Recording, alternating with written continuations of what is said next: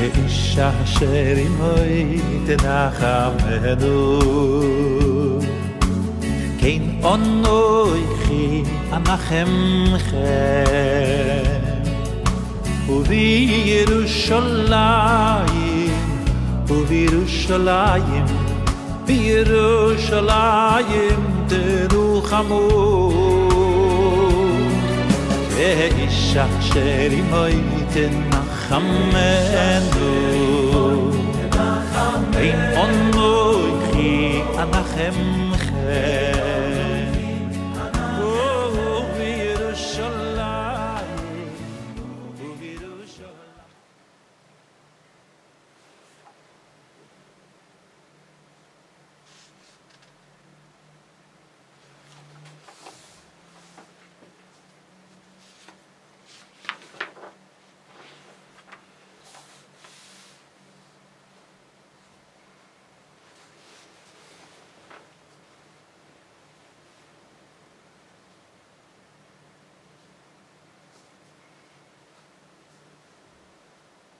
On est arrivé dans la Torah Lamed, page 9 dans la brochure, dans le Saïf, paragraphe Ret, paragraphe 8.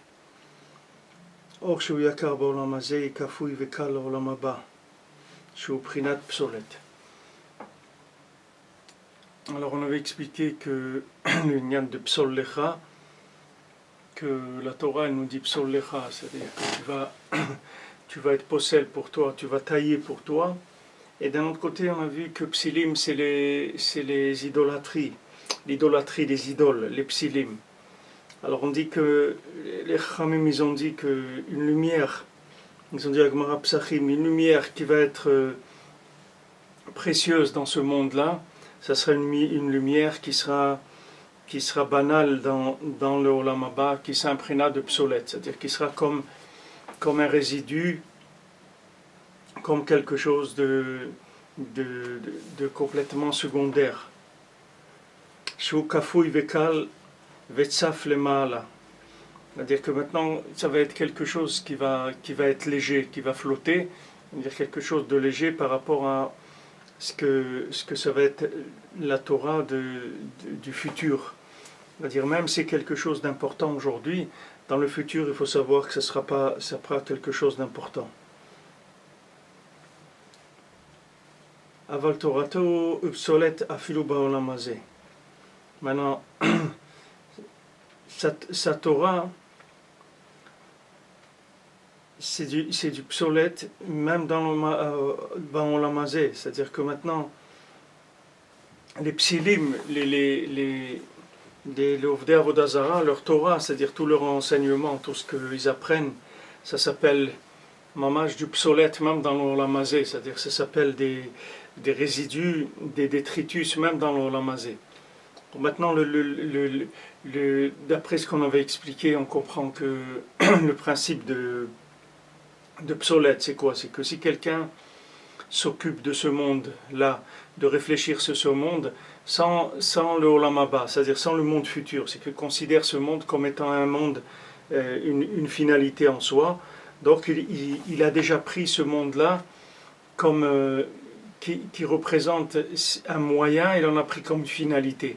Donc déjà à la base c'est faux, c'est-à-dire il a utilisé le moyen comme finalité.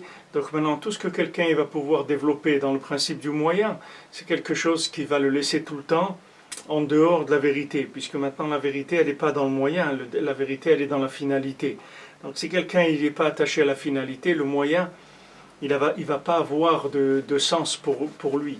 C'est-à-dire que maintenant quand vous demanderez à n'importe qui ce monde-là, les montagnes, la mer, les forêts, les oiseaux, etc., c'est magnifique, mais à quoi ça sert? Si quelqu'un il vous fait l'analyse de la vie des fourmis, il vous explique voilà comment ça vit les fourmis, il y a une reine, etc., et voilà comment elles vivent, il vous fait un documentaire de 2 heures sur les fourmis. Alors maintenant, après, quand il a fini, vous lui demandez à quoi ça sert, là il ne peut pas vous répondre parce qu'il ne sait pas à quoi ça sert. Parce que si quelqu'un il considère ce monde comme une finalité, alors ce monde-là il ne sert à rien. Il n'y a aucune finalité dans ce monde. Il y a la fin, il y a rien. Il y a juste les éléments comme on les analyse, mais qui sont complètement le côté extérieur. et le côté porteur vers une découverte du monde futur qui se cache dans ce monde-là.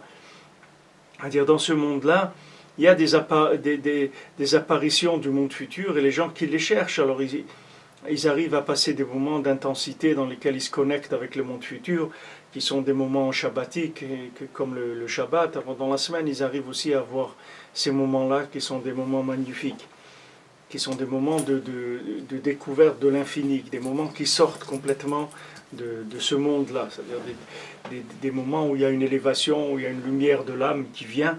Et ça, c'est ça le but du passage sur Terre. Alors maintenant, Rabbeinu dit, ça c'est du côté des gens qui font Avodah Zara, c'est-à-dire quelqu'un qui considère ce monde-là sans le monde futur, alors c'est Mamash Avodah Zara, puisqu'il a utilisé le moyen comme finalité. Et ça, c'est le principe d'Avodah Zara, c'est-à-dire d'utiliser des statues, de la matière, pour en faire un dieu. Donc ça, c'est la base même du principe de l'Avodah Zara. Mais maintenant, ces psilim, là, ces idoles, dans la Torah, on va retrouver le même problème, c'est-à-dire quand la Torah nous dit une lumière qui a l'air extraordinaire dans ce monde, ça sera une lumière banale dans l'Olam Haba.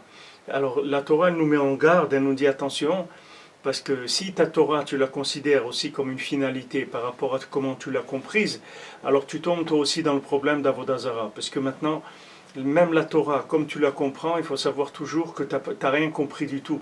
Tout ce que tu as compris, c'est quelque chose qui est complètement extérieur par rapport à ce qu'il y a à comprendre. Donc les Chazal nous avertissent, ils nous disent une lumière qui a l'air extraordinaire dans ce monde, ça sera une lumière très légère dans l'Olam Haba. Donc ça veut dire que maintenant les proportions elles sont complètement différentes dans la Torah elle-même maintenant. Maintenant ne parlons pas des gens qui se trompent, qui utilisent ce monde comme finalité, mais même dans la Torah. Si quelqu'un il croit qu'il a compris la Torah, alors ça le met dans l'Avodah Zara tout de suite, c'est-à-dire dans le blocage, dans l'interprétation de l'intermédiaire comme étant la finalité. Donc je vous ai expliqué que c'est ça qui a entraîné toute la guerre, toutes les marloquettes, toutes les discussions contre le Baal Shem Tov, ou contre le Harizal, ou contre Rabbi Nachman, tous ces opposants. Ces opposants, ils sont venus avec des connaissances qui étaient figées chez eux, c'est-à-dire de la connaissance qui était bloquée. Donc ils ont une difficulté à pouvoir accepter le renouveau que ces tzadikim-là sont venus amener. Pourtant, ce renouveau-là, il est indispensable. De la même manière que Moshe Rabbeinu, quand il est arrivé en Égypte, il leur a dit, voilà, on va sortir, et il fallait sortir. C'était le moment où jamais il fallait sortir, mais il n'y a que 20% qui ont pu suivre ce renouveau-là. Le reste des gens, ils n'y ont pas cru, ils sont restés en Égypte. 80% du peuple juif est resté en Égypte. Parce qu'il y a toujours ce problème-là, que la connaissance, quand elle est figée, elle bloque vers le renouveau. Donc il faut faire attention d'avoir une conscience toujours de sa connaissance comme étant toujours limitée. C'est-à-dire savoir que tout ce que je sais, c'est limité et c'est ouvert à pouvoir être remis en question parce que je suis dans ce monde-là et dans ce monde, il ne peut pas y avoir une vérité qui soit infinie. N'importe comment qu'elle va être ma vérité, elle va toujours être dans des éléments finis, donc limitée, et elle est ouverte vers un progrès éventuel. Alors la Torah nous dit Lota aselecha pesel, ne te fais pas une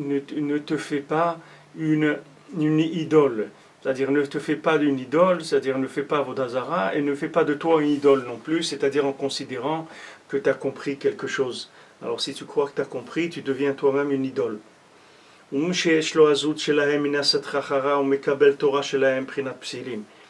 Maintenant, celui qui a l'audace négative, alors il reçoit sa Torah de ces Avodah Zara là, puisque maintenant il se connecte à eux par son comportement.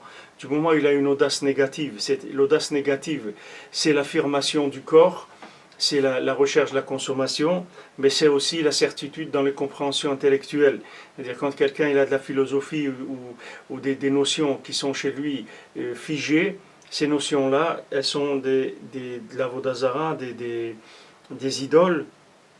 Et donc celui qui a des notions comme ça, il est branché aussi sur l'idolâtrie. Maintenant, le tzaddik, il va voir l'audace qu'il y a dans chacun, comme il est. Est-ce que quelqu'un, il a une audace de la Kedusha, ou bien le contraire, c'est-à-dire il a une audace négative. Audace de la Kedusha, ça veut dire oser se connecter au monde futur, et audace de Sitra Achara, audace négative, ça veut dire oser considérer la matière comme un but.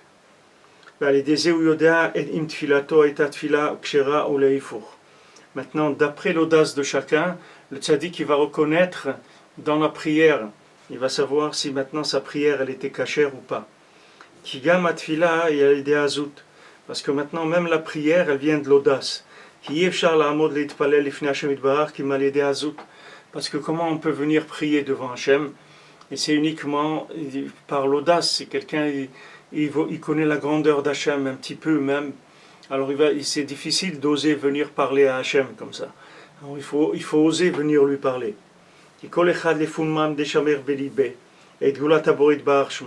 Parce que chacun, selon combien il considère dans son cœur la grandeur d'Hachem, comme c'est écrit, c'est connu dans les portes, son mari, il est connu dans les portes, c'est-à-dire Hachem, il est connu dans les portes du cœur de chacun.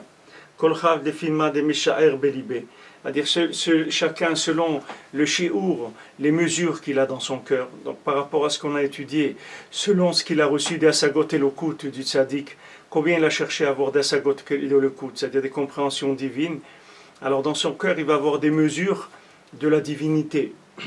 Et donc chacun selon ce qu'il est, comment il mesure dans son cœur la grandeur d'Hachem. Comment il peut venir se tenir, prier devant Hachem.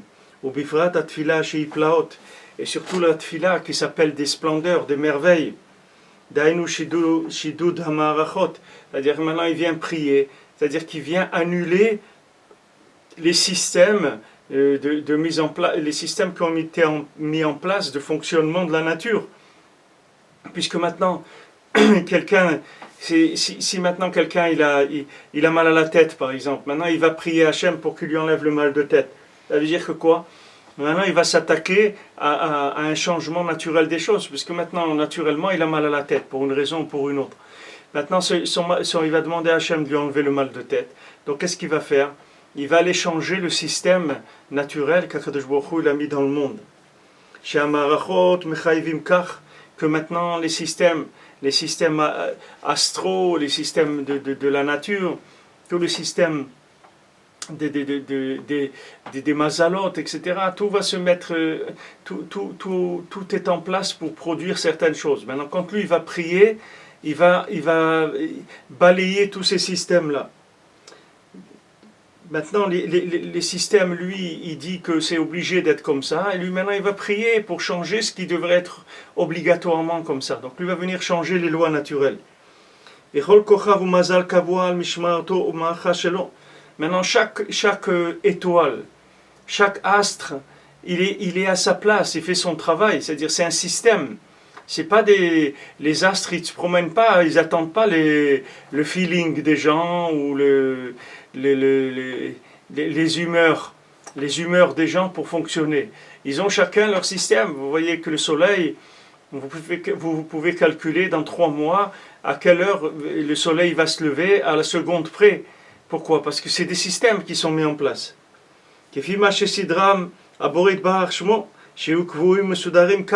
Comme Akadosh Baruch Hu, il les a mis en place, ils doivent être organisés, fonctionner avec un certain rythme, comme Hachem il a décidé.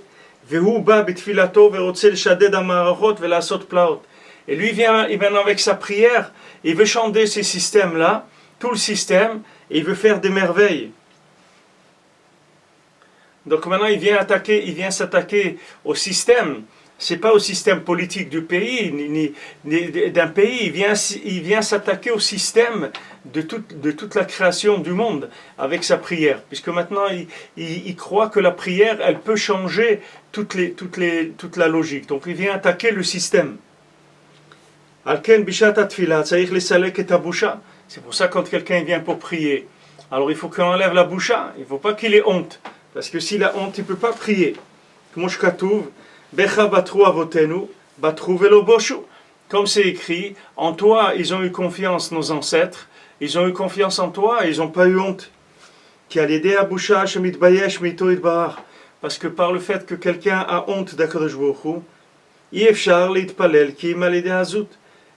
maintenant, il ne peut prier que s'il a de l'audace. Si quelqu'un vient avec de la honte, il a honte de parler à Hachem, parce qu'il dit Hachem il est trop grand. Combien de gens ils disent mais comment je peux faire Itbo des doutes, comment je vais oser parler à Dieu, moi je vais oser parler à Dieu. Alors ça c'est de la boucha de Sitra Achara, c'est-à-dire c'est de la honte négative. Et je vous ai expliqué que cette honte négative, elle vient de l'audace négative aussi. C'est-à-dire quand quelqu'un il a de l'audace dans la consommation, après ça lui donne de la honte pour la Torah. Quelqu'un il a honte de rentrer à la synagogue parce qu'il est en retard par exemple, ou bien c'est Shabbat, il est arrivé en vélo ou quelque chose comme ça à la synagogue, il a honte de rentrer. D'où ça lui vient ça? Ça lui vient de l'audace de son corps. Ça veut dire que son corps il est trop audacieux, alors il a honte maintenant de rentrer dans la synagogue. Alors que la synagogue c'est le makom d'Hachem, c'est la maison d'Hachem. Pourquoi il a honte? Il ne doit pas avoir honte de rentrer à la synagogue. Maintenant, s'il a honte de rentrer à la synagogue, ça veut dire que maintenant, d'un autre côté, il a beaucoup d'audace avec son corps dans ce qui est consommation. Donc les deux, ça demande un équilibre, c'est-à-dire un par rapport à l'autre. Donc pour prier, il faut de l'audace.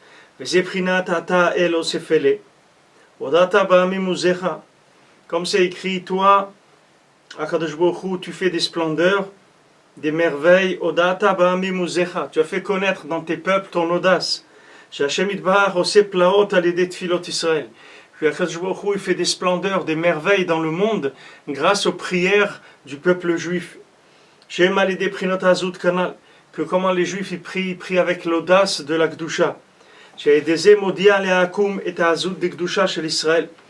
Que Akadosh Baruch Hu, il fait savoir aux nations l'audace puis là, le Ham Israël. Et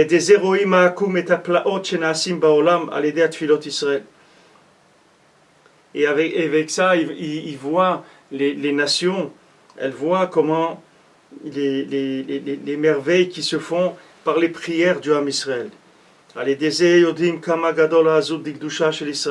Donc quand ils voient ça, ils voient comment le peuple juif il est audacieux. Parce que le peuple juif, il ose prier pour changer tout le système astral, tout le système des étoiles, tous les systèmes que Hachem il a mis en place, eux, le Ham Israël, ils vont changer grâce à leur prière. Donc c'est quelque chose, une attitude très audacieuse. Que le Ham Israël, il a une telle audace qu'il peut prier et faire des merveilles. Quand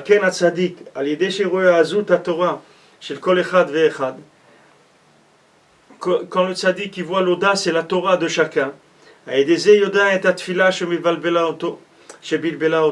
grâce à ça, il se rend compte de quelle prière qui a troublé le tzaddik, comme on a dit que quand le tzaddik il prend les prières pour les faire monter, il voit quel est le problème de la prière de chacun. Mais même de qui elle vient. Alors maintenant, le tzaddik, quand il voit cette audace-là, individuelle de chacun, alors il sait exactement comment lui faire de reproches. Et c'est ça qui écrit une plaine de couteaux. On a lu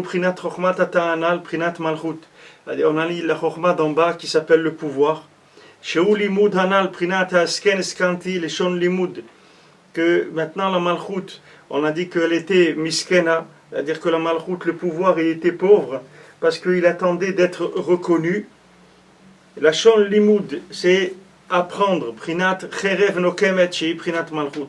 Comme c'est écrit, l'épée qui se venge, qui est le principe de la royauté.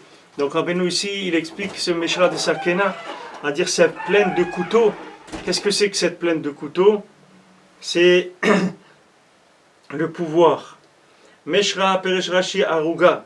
Alors qu'est-ce que c'est Meshra? C'est une aruga, une parcelle, un champ. Ainu prinat za'akat moshel, moshkatuv kayal ta'arog. C'est la za'aka, c'est le cri aruga, ça veut dire une parcelle de terrain, mais ça veut dire aussi arog, la arog, ça veut dire ka'arog, nafshit arog, que maintenant c'est le languissement, c'est le cri de l'âme. Alors Rashi dit Aruga, Anuprinat Za'akat Moshel. C'est le cri de celui qui a le pouvoir. Moshkatouf Kayal Ta'arok, comme c'est écrit, Kayal Ta'arok Afikemaim, comme une biche, elle crie au bord de l'eau. Alors ces cris-là, c'est les cris de la Malchout, c'est le cri du pouvoir qui tombe dans le négatif.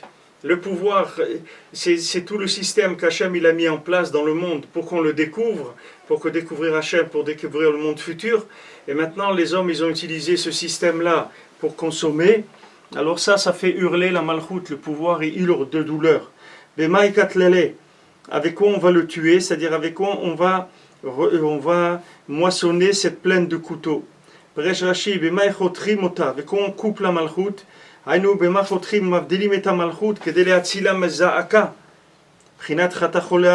maintenant comment on fait pour la séparer de l'emprise de la matière. Quand quelqu'un vient dans ce monde, il a un besoin de consommer, puisque maintenant un bébé il a besoin de manger, un adulte aussi il a besoin de manger, il a besoin de travailler, il a besoin de dormir, il a besoin de faire beaucoup de choses. Comment utiliser ce monde sans tomber dedans, sans être pris complètement dedans? Comment utiliser ce monde en étant attaché au monde futur? C'est très difficile. C'est-à-dire, c'est ça, c'est le lien de couper le pouvoir, de ne pas le laisser basculer vers la consommation. Alors ça, c'est un travail, c'est pas quelque chose de facile à faire.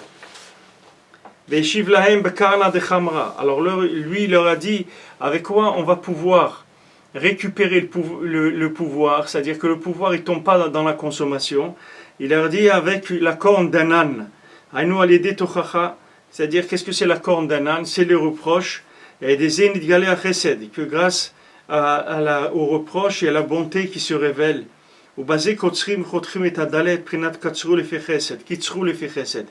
Et grâce à ça, on va couper le dalet, c'est-à-dire la malchout. C'est comme c'est écrit, moissonner selon la bonté. Qu'on voit que le moissonnement, c'est-à-dire la coupure du pouvoir pour le récupérer, c'est-à-dire de le sortir de l'emprise de la consommation, ça révèle la bonté.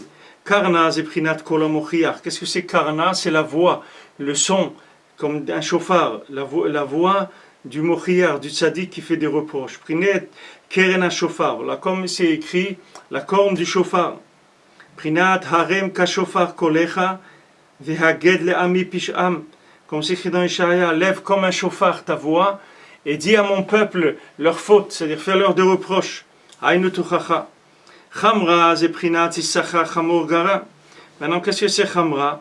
C'est Issachar. Issachar, c'est écrit chamor garem. Prinat ou bnei Issachar yude bina laïtim.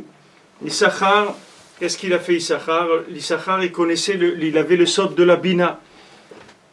C'est-à-dire qu'Issachar, il savait déduire dans ce monde à quoi il sert ce monde. C'est-à-dire dans la matière, il était capable de déduire le moyen de s'attacher à Hachem grâce à cette matière-là. Puis à l'idée à Tochacha Ma'alimota, la regalim chez Uprinat Bina La'atim. Parce que maintenant, grâce au reproche que le tzaddik il fait au Ham Israël, il fait récupérer le pouvoir et il élève vers les trois fêtes. Aïtoulet Rebe'e, donc il lui a amené 2 œufs. La chancelota ou ba'ata prinat filot. Qu'est-ce que c'est 2 œufs? Be'e, ça veut dire, c'est une demande. Quand on dit titkabal tseloton ou ba'oteon. Ba'oteon, ça veut dire ce qu'on a besoin. Donc ça, c'est les prières. Amri, heidi chivarta ve'ede uchmeta. Donc ils ont mis 2 œufs. Et ils lui ont dit, voilà, de quel œuf vient d'une poule blanche et quel œuf vient d'une poule noire. Toi, tu veux dire maintenant que grâce au reproche, on fait remonter la malchout, le pouvoir. Comment c'est possible de faire de reproches? Les tfilot viennent ensemble. Comment le tzaddik sait comment faire de reproches selon la prière? Qui est chez la kasher ou le FR, parce qu'il ne connaît pas la tfila de quelqu'un de kasher ou pas. C'est Ça qu'ils lui ont dit, qu'est-ce qui est l'œuf qui vient d'une poule blanche ou d'une poule noire? C'est-à-dire que d'où on sait quelle tfila elle vient d'un ish kasher ou du contraire. A été le outré gviné. Lui, il leur a amené 2 fromages. Ainu prinat ou chagvina takpieni. Et c'est écrit comme un fromage. Takpieni, tu vas me mot à mot, ça veut dire tu vas me congeler, me durcir, me rendre ferme. Comme on fait le fromage, on prend du petit lait, etc. Et on fait un fromage qui devient ferme. Lota selecha pesel, non, hainu prinat tre torot anal. C'est-à-dire, qu'est-ce que c'est ces 2 fromages, ces 2 torot? Shem prinat kafui vekal, prinat psolet, prinat psol lecha. Prinat lota selecha pesel. C'est-à-dire que quand on a dit psol lecha, ne fais pas de pesel, ne fais pas de Avodah. Ça, c'est les 2 Torot. On a dit que si quelqu'un il a de l'audace négative, il reçoit sa Torah des philosophes, des gens négatifs. Et si maintenant, quelqu'un il a de l'audace de Kedusha, alors il reçoit la Torah du côté de la Kedusha. Il leur a dit de quelle chèvre, lequel fromage il vient d'une chèvre noire et quel fromage il vient d'une chèvre blanche. Aïnoutre azout, c'est-à-dire les 2 audaces. Shem azout d'Ikdusha et azout d'Istrachara, qui sont l'audace de la Kdusha et l'audace aussi négative.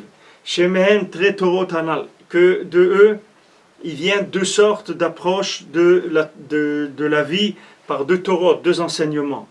Où les filles azout yicholim leda et atfilot. Maintenant, selon l'audace de chacun, on peut connaître ses prières. Que grâce à ça, ils peuvent leur faire de reproches. Que grâce à ça, on va couper et on va séparer le pouvoir. Et on va les sauver du cri de celui qui a le pouvoir. On l'a fait monter vers la lumière du visage, c'est-à-dire vers la lumière d'Hachem, pendant les 3 fêtes. Zot Torah et Trilomar al Pasuk Vaïm Iketz. Maintenant, cette Torah, il a commencé à la dire sur la paracha de Miketz. Mais il n'a pas fini d'expliquer le pasuk avec cette Torah comme c'est son habitude.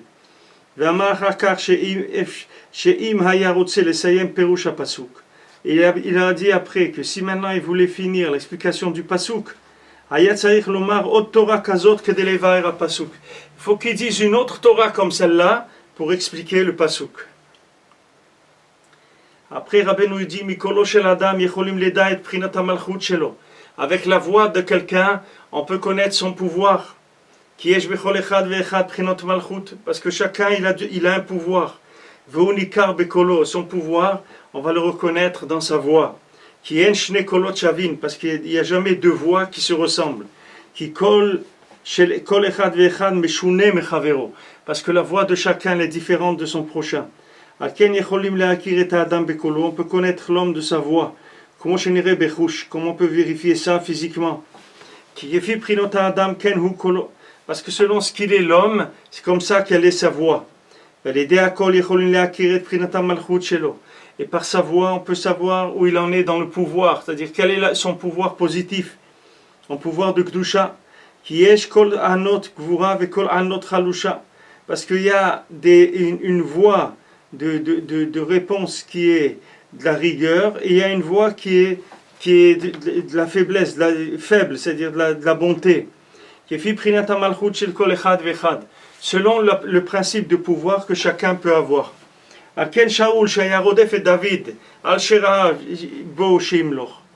Maintenant, Shaoul Amelech, le roi Shaoul, qui persécutait David parce qu'il a vu qu'il allait devenir le roi, on trouve là-bas dans le pasuk, quand ils se rencontraient, Shaoul et David, Amarlo Shaoul et David, Akolecha Ze Beni David, Shaoul, qui ne voyait pas bien, il a demandé à David, il a dit, est-ce que ça c'est ta voix, David?